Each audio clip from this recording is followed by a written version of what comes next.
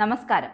ഓണക്കാലത്ത് ഒരു കൂട്ടം പരാതിയും പരിഭവവുമായി പ്രതിപക്ഷ നേതാവ് വി.ഡി. സതീശൻ എത്തിയിരിക്കുകയാണ്.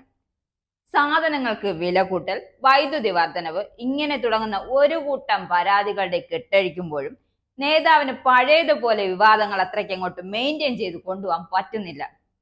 കോൺഗ്രസ് ഇപ്പോൾ പഴയ കോൺഗ്രസ് അല്ലെന്നാണ് നേതാവിന്റെ പക്ഷം. കോൺഗ്രസ് പോലും ഇപ്പൊ അനുവദിക്കാറില്ല, പഴയതുപോലെ അല്ല. കോൺഗ്രസിന് പോലും പറ്റില്ല, ഇപ്പൊ അഫോർഡ് ചെയ്യാൻ പറ്റത്തില്ല ഇതുപോലെ. മൊയ്തീനെ, ആ ചെറിയ സ്പാൻറിങ് എടുത്ത് തന്നെ ഇപ്പൊ ശരിയാക്കി തരാം.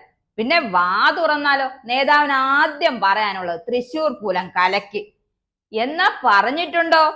ഏയ് ഞാനോ അങ്ങനെ വഴിയേ അല്ല. പിന്നെ അങ്ങ് എന്താണ് പറഞ്ഞത്? അല്ല, ഞാൻ തൃശ്ശൂർ പൂരാണെന്ന് ഒരിക്കലും പറഞ്ഞിട്ടില്ല. അത് ഈ ഒരു BJP പ്രസിഡന്റ് അത് പറഞ്ഞപ്പോൾ അങ്ങനെ ആക്കിയതാ. ഞാൻ എന്താ പറഞ്ഞത്?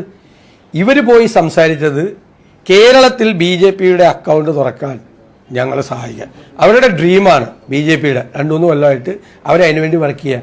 അതിന് പകരം ഞങ്ങളെ ഉപദ്രവിക്കരുത്, അതാണ് അവിടെ ചർച്ച നടത്തിയത്. തൃശ്ശൂർ പൂരമൊക്കെ പിന്നെയല്ലേ. സംഭവം ഇവിടം കൊണ്ടും തീരുന്നില്ല. ഞെട്ടിക്കാൻ ഇനിയും ഉണ്ടെന്നാണ് സതീശൻ പറയുന്നത്. അത് നമുക്കൊന്ന് കേട്ടു നോക്കിയാലോ? എങ്ങനെ? റാം മാധവുമായിട്ട് ചർച്ച നടത്തി എന്നുള്ള വാർത്ത വന്നത്, അതിൻ്റെ കൂടെ ഉണ്ടായിരുന്നത് ബിസിനസ്സുകാരാണോ ആരാണോ എന്നൊന്ന് പുറത്തു വരട്ടെ, നിങ്ങളൂടെ അന്വേഷിക്കുക. അത് കേരളത്തെ ഞെട്ടിക്കുന്ന വേറൊരു സാധനമായിരിക്കും. രാം മാധവിൻ്റെ കൂടെ, രാം മാധവിനെ കാണാൻ പോയപ്പോൾ ADGPയുടെ കൂടെ ഉണ്ടായിരുന്നത് ആരാണ് എന്നത് കേരളം ഒന്നുകൂടി ഞെട്ടാൻ പോകുന്ന ഒരു സംഭവമായിരിക്കും. കാര്യങ്ങൾ ഇങ്ങനെയൊക്കെ ആണെങ്കിലും ഇടയ്ക്കൊന്ന് BJPയെ കുറിച്ച് വാചാലനാവുകയാണ് നമ്മുടെ സതീശൻ. വിശ്വാസം, ഹിന്ദു എന്നിട്ട് ഉത്സവം കലക്കിയിട്ട് ജയിക്കാനുള്ള പണി നോക്കിയൊക്കെ. ഇവരാണ് ഹിന്ദുവിനെ കുറിച്ച് പറയണത്. എന്തായാലും പൂരം കലക്കലിന് നിർവചനം നൽകിയിരിക്കുകയാണ് സതീശൻ. എന്താണെന്നറിയണ്ടേ? ഇത് ക്ഷേത്ര ഉത്സവവുമായിട്ട് കൂടി ബന്ധപ്പെട്ടാണ്. പൂരം കലക്കിയെന്ന് പറയുമ്പോൾ നിങ്ങൾ പല ക്ഷേത്രങ്ങളിലെയും അവിടെ ഉത്സവത്തിന് പൂരം എന്നാണ് പറയുന്നത്, ചില സ്ഥലങ്ങളിൽ ഉത്സവം എന്നാണ്. അതാണ് കലക്കിയത്. ക്ഷേത്രങ്ങളുടെ എല്ലാ വർഷവും നടക്കുന്ന സംഭവമാണ്.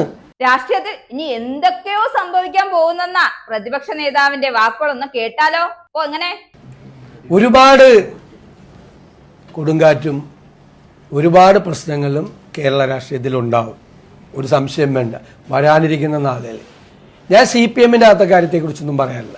അതൊക്കെ അവരുടെ ആഭ്യന്തര പ്രശ്നങ്ങളും അതിനെക്കുറിച്ചൊന്നും നമ്മൾ സംസാരിക്കാം. പക്ഷെ കേരള രാഷ്ട്രീയത്തിൽ ഒരുപാട് ചലനങ്ങൾ ഇനി വരാനിരിക്കുന്ന ദിവസങ്ങളിലുണ്ടാവും. അപ്പൊ തൽക്കാലം ഒന്ന് നിർത്താൽ അല്ലേ?